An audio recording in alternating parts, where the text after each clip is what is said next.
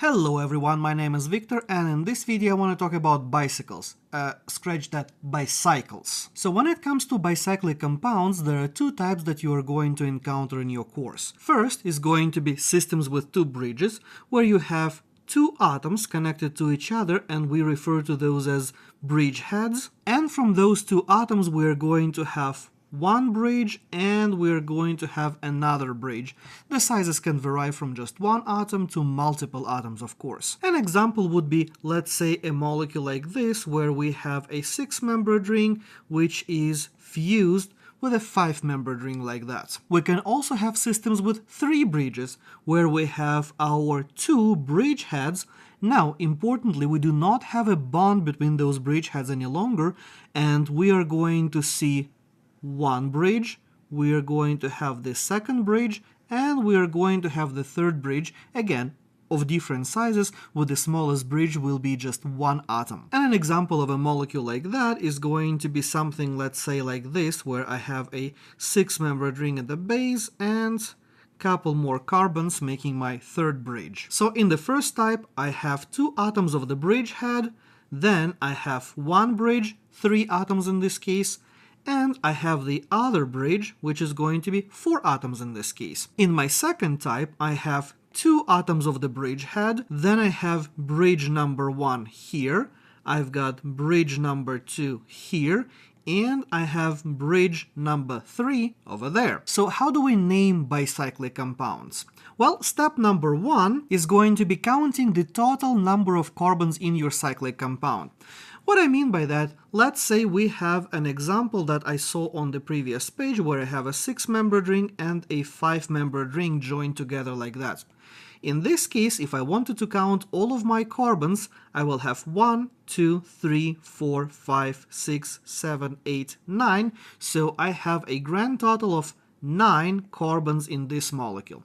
If I look at a different example, let's say I have something like this, like my other example from the previous page. Well, in this case I have 1, 2, 3, 4, 5, 6, 7, 8 carbons, so that one is going to be an 8-carbon system. And that is important because the total number of our carbons is going to be in the name of the parent. Next, as in any nomenclature, we are going to number our system, and we are going to number it in a very special way. Normally we would look for lowest possible numbers for our substituents, however, the bicyclic compounds have their own numbering system. So we are going to start from the bridge head, and then we are going to go through the largest loop, then the next one, and then we are going to finish with the smallest loop. So let's say I have a bicyclic compound like that. I first will find my bridge heads, which is here and here, and I will start numbering from one of those. So let's say I'm going to start numbering from this guy. Then, from this point, I'm going to go through my largest loop first, so it's going to be 1, 2, 3, 4, 5, 6, 7, 8, and I will finish with my second bridge head.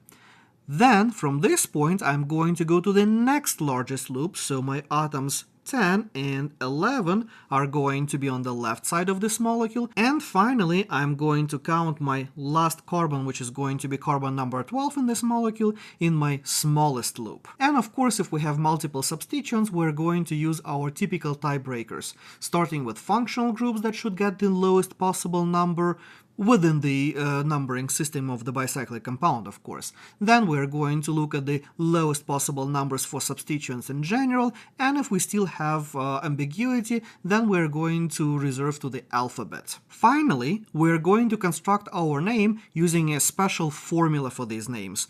At the beginning of our parent name, as always, we're going to have alphabetized substituents. Then we are going to say the word bicyclo, indicating that we are dealing with the bicyclic molecule. Then, in the square brackets, we are going to put numbers separated by dots.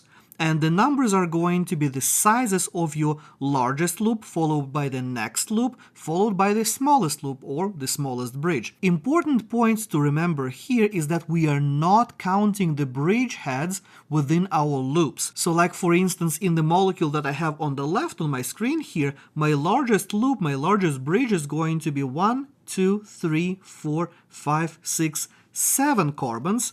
Then my next bridge is going to be 2 carbons, and my last bridge is going to be just 1 carbons. We do not include the atoms of the bridge head itself. And of course, once we are done with this counting, we are going to add the name for the parent based on the number of carbons that we have in the molecule. So the example that I have on the left is going to be bicyclo. Then I have my bridges with 7 carbons, 2 carbons, 1 carbon, and since I have 12 carbons in total, that is going to be a dodecane. So the full name for this huge molecule is going to be bicyclo-721-dodecane. Let's look at a few more examples. Here is the molecule that we have already seen today. So in this one, I'm going to start counting from the bridge head. So I will first locate my bridge head, which is going to be either here or here. Then I'm going to start counting from one of those, so I'm going to say 1 here.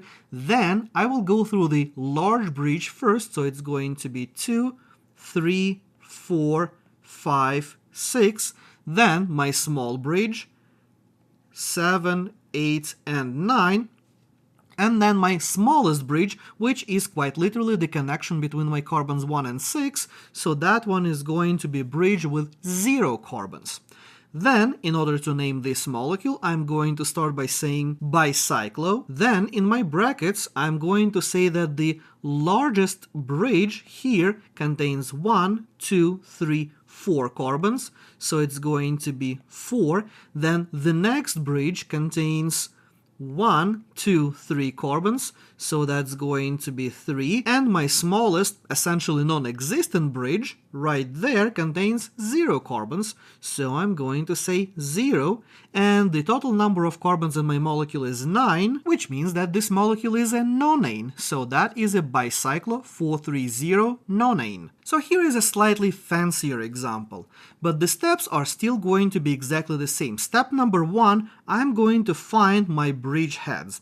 Then I'm going to number from one of them, but now I do have substituents. I do have methyl group here, and then 2 more methyls on top of my molecule. So in this case, since I do have substituents, I will need to number my molecule in such a way as to give the lowest possible numbers of those substituents within the limitations of how we number the bicyclic system. So here I would have to start numbering from the bridge head that is further away from me, and then go to the right. 1, 2, 3, 4, 5, 6, 7, 8. If I started from the bridge head that is closer to me, from number 8, then my methyl groups would have ended up at 1, 2, 3, 4, 5. They would have ended up at the 5th position, which is bigger number than 4, so we'll have to number it just like that. Oh, and I accidentally erased my number 8. Okay, so next I will have to go to my next largest bridge, and it doesn't matter that it doesn't have any substituents on that. The rules say that it's the largest loop, then the next one, then the smallest one. So I will have to go 9 and 10 like this, and then the last one, carbon number 11, is going to be the one up top that contains 2 methyl groups on that. So now, if I wanted to put my name together, I remember that before the name of the bicyclo, I have to list all of my substituents. In this case, I do have 4 substituents. All of those happen to be methyl groups, which means that I will have to start my name by saying that this is a 4,4,11,11 tetramethyl. Then I will add the word bicyclo to indicate that I am dealing with a bicyclic molecule. In my parentheses, I will put the number of atoms in my cycles. So my largest cycle contains 1, 2, 3, 4, 5, 6. My largest bridge contains 6 carbons, so I will put 6 there. My next largest is 1, 2, so just 2 carbons on that one. And my smallest one here is going to be just 1 carbon, so I'm going to say 1 here, close my brackets, and then I'm kind of running out of space on the right side, so I'm going to continue on the next line.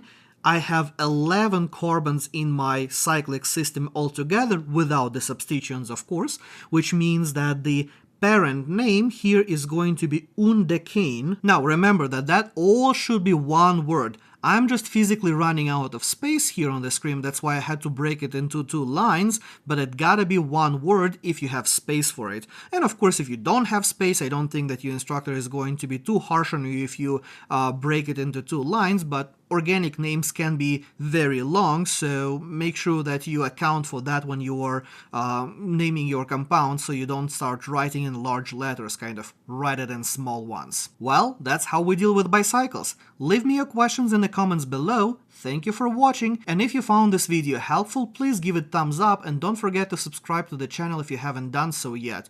You can find more practice questions, tutorials, and organic chemistry notes at organicchemistrytutor.com. Follow me on my social media. All my social links are in the description below. Have an awesome day, and I'll see you in the next video.